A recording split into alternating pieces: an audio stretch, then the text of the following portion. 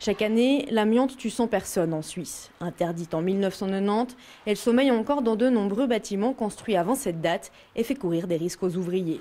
Et non seulement le professionnel, mais l'amateur aussi, qui bricole, ainsi que sa propre famille, ses enfants, sa femme, parce qu'il ne saura pas si de l'amiante est cachée. Et l'amiante, tant qu'elle n'est pas travaillée, n'est pas dangereuse, il faut le souligner. Par contre, ce qui est très dangereux, c'est qu'au moment où elle se transforme en poussière et en fibres, elle pénètre dans nos poumons et c'est là qu'elle peut déclencher, 10 ans, 20 ans, 30 ans plus tard, une maladie professionnelle qui est malheureusement souvent mortelle.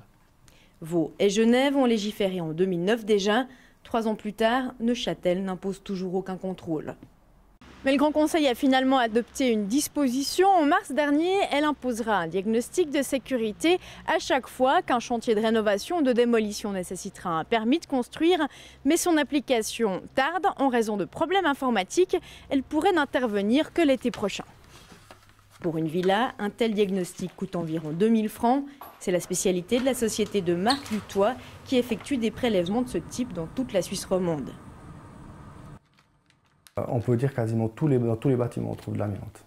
Selon les années, selon les types de matériaux utilisés en plus ou moins grande quantité. Donc ça peut aller du simple petit tableau électrique ou par exemple à toutes les chapes d'un bâtiment qui sont amiantées ou toutes les salles de bain qui sont en colle de carrelage amianté. Si elle protège les ouvriers, l'obligation de faire des diagnostics et de désamianter les chantiers augmentera leur prix de 10%. Un surcoût qui fait grimacer les promoteurs, mais prévenir permet aussi d'économiser. L'amiante en Suisse, sur les 3000 cas enregistrés comme maladie professionnelle, dont 1500 mortels, a coûté pour l'instant 700 millions. 700 millions qui seront répercutés à terme sur les primes d'assurance des patrons.